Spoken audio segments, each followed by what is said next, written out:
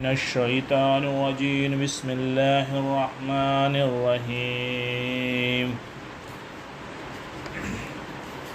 عودوا لآبائهم وأقسطوا عند الله فإن لم تعلموا آباءهم فإخوانكم في الدين وموالكم وليس عليكم جناح فيما أخطأتم به ولكن ما تأمت قلوبكم وكان الله غفورا رحيما النبي أولى بالمؤمنين من أنفسهم وأزواجه أمهاتهم وأولو الأرحام بعضهم أولى ببعض في كتاب الله المؤمنين والمهاجرين إلا أن تفعلوا إلى أوليائكم معروفا كان ذلك في الكتاب مسطور صدق اللہ العظیم وإياكم الذکر قرآن الحکیم۔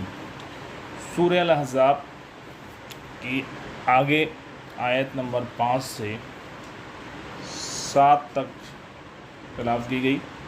اس کے ترجمہ اودہم لے پالکوں کے بارے میں بات آ رہی ہے، تو اللہ رب العزت اس کے بارے میں فرما رہے ہیں لے پالکوں کے ان کے حقیقی باپوں کی طرف نسبت کر کے بلاؤ۔ اللہ کے نزدیک پورا انصاف یہی ہے، پورا انصاف یہی ہے۔ اس حکم سے اس رواج کی ممانعت کر دی گئی جو زمانے جہالیت سے چلا آ رہا تھا، اور ابتدائی اسلام میں بھی رائج تھا کہ لے پالک بیٹوں کو حقیقی بیٹا سمجھا جاتا تھا۔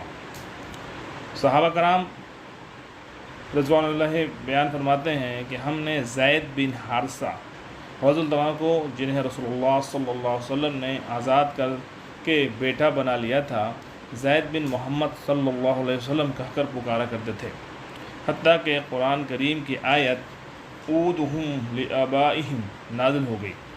صحیح بخاری تفسیر سورہ الاحزاب۔ اس آیت کے نزول کے بعد حضرت ابو حذیفہ رضی اللہ تعالیٰ عنہ کے گھر میں بھی ایک مسئلہ پیدا ہو گیا، جنہوں نے سالم کو بیٹا بنایا ہوا تھا۔ جب منہ بولے بیٹوں کو حقیقی بیٹا سمجھنے سے روک دیا گیا تو اس سے پردہ کرنا ضروری ہو گیا۔ نبی صلی اللہ علیہ وسلم نے حضرت ابو حذیفہ رضی اللہ تعالیٰ کی بیوی کو کہا کہ اسے دودھ پلا کر اپنا رضاعی بیٹا بنا لو، کیونکہ اس طرح تم اس پر حرام ہو جاؤ گی۔ چنانچہ انہوں نے ایسا ہی کیا۔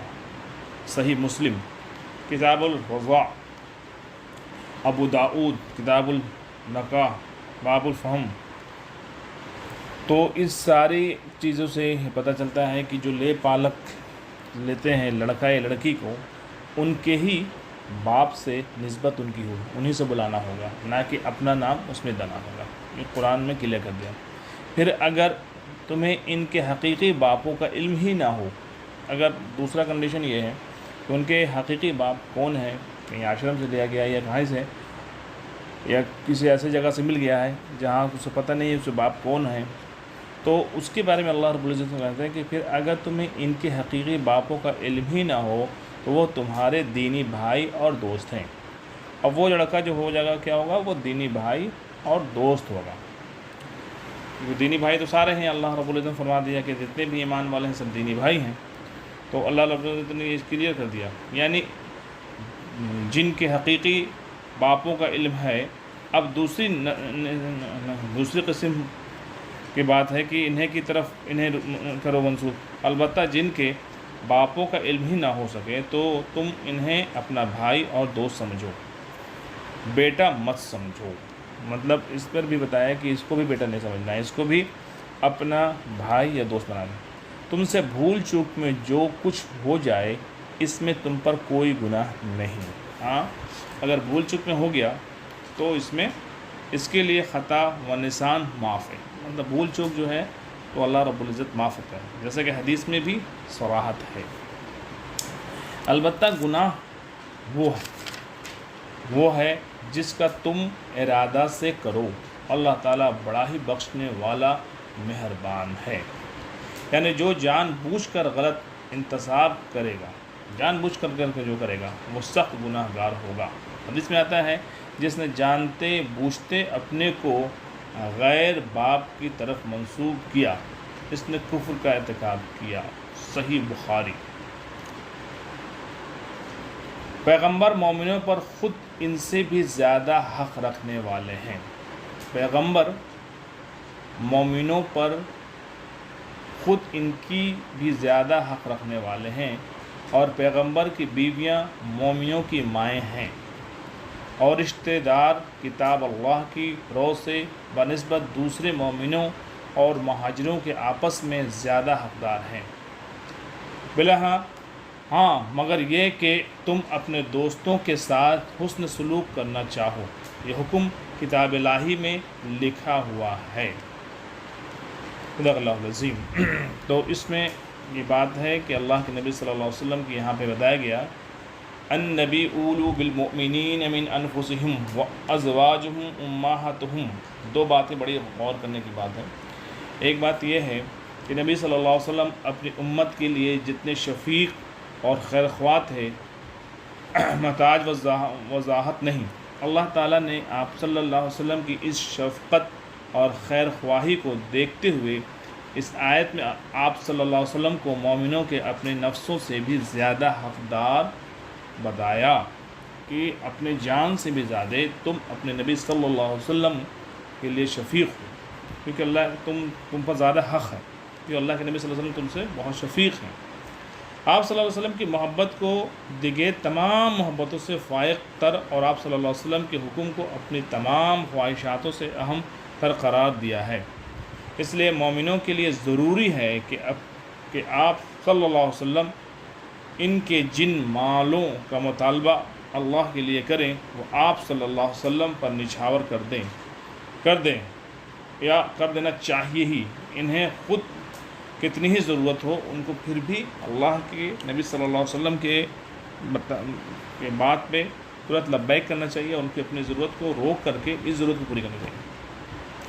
آپ صلی اللہ علیہ وسلم سے اپنے نفسوں سے بھی زیادہ محبت کریں۔ ہاں یہ بھی ہے کہ اپنی جانوں سے بھی زیادہ نبی صلی اللہ علیہ وسلم سے محبت کرنی ہے، کیونکہ نبی صلی اللہ علیہ وسلم نے پوری کی پوری اپنی زندگی جو ہے اپنی امتی کے لیے لگا دی، اور شفیق اتنے تھے کہ یا ربی امتی یا ربی امتی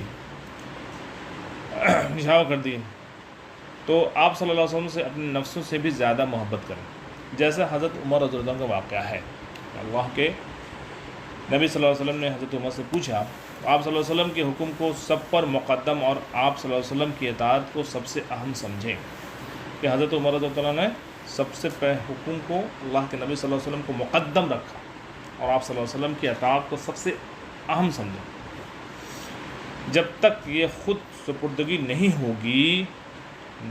ہوگی ولا ربک لا یؤمنون، تو تب تک انسان مومن نہیں ہو سکتا ہے کہ اپنی خواہش اپنی جان سے بھی زیادہ اللہ اور اللہ کے رسول کو نہیں وہ مانتا ہے، تو تب تک کہ وہ مومن نہیں ہو سکتا ہے۔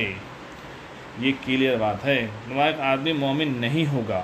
اسی طرح جب تک آپ کی محبت تمام محبتوں پر غالب نہیں ہوگی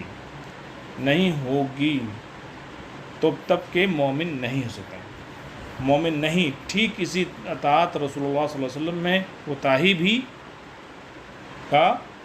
بھی جو ہوگی وہ اسی کا مصداق ہوگی، یہی ہوگا معاملہ۔ دوسری بات، اللہ کے نبی صلی اللہ علیہ وسلم کی بیویاں یعنی ازواج مطہرات جو ہیں وہ ہم سب کی مائیں ہیں، کیونکہ اللہ کے نبی صلی اللہ علیہ وسلم کی جتنی ازواج مطہرات ہیں ان کی اتنی خصوصیت ہے، ان کا احترام ہے کہ ان سے نکاح نہیں کر سکتے ہیں۔ یعنی آپ صلی اللہ علیہ وسلم جب دنیا سے پردہ فرما گئے تو کئی ساری ازواج مطہرات تھیں، لیکن صحابہ رضی اللہ تعالیٰ نے کسی سے نکاح نہیں کیا، کیونکہ اللہ تعالیٰ نے حرام کر دیا اور کہہ دیا ہے کہ جتنی بھی ازواج مطہرات ہیں تم سب مومنوں کی مائیں ہیں۔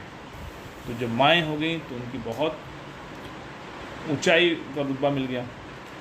اب بات آتی ہے تیسری، اور رشتہ دار کتاب اللہ کی رو سے بنسبت دوسری مومنوں اور مہاجروں کے آپس میں زیادہ حقدار ہیں۔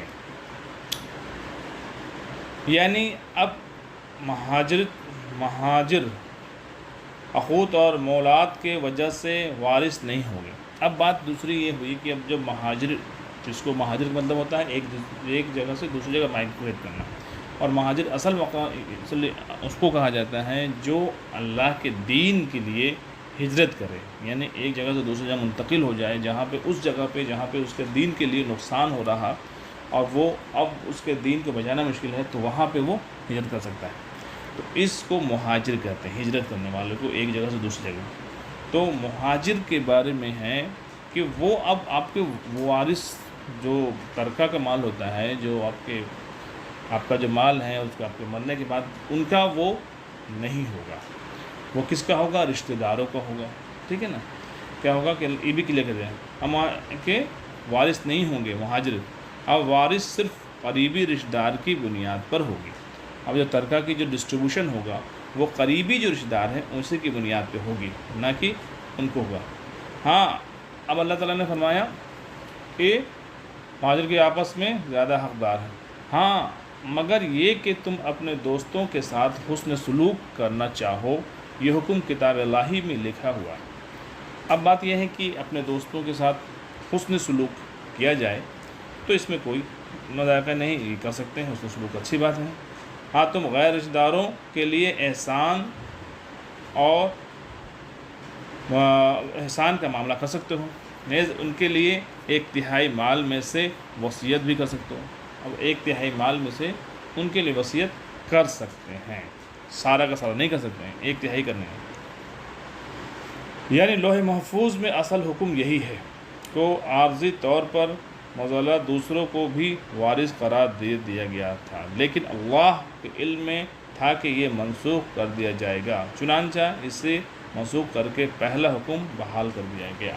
وہی کہ جو ہے اللہ تبارک تعالیٰ نے بتا دیا کہ جو رشتہ دار ہیں وہ ہیں، اور آپ کے جو دوست ہیں ان کے ساتھ حسن سلوک کر دیں، اور ان کے اپنے مال میں سے 1/3 ان کو دے سکتے ہیں لیکن پورا نہیں دے سکتے۔ تو یہ حکم کتاب الہی میں لکھا ہوا ہے، یہ کتاب الہی یعنی اللہ کے یہاں لوح محفوظ میں یہ لکھا ہوا ہے۔ صدق اللہ العظیم و ایاتہ الذکر و قرآن الحکیم۔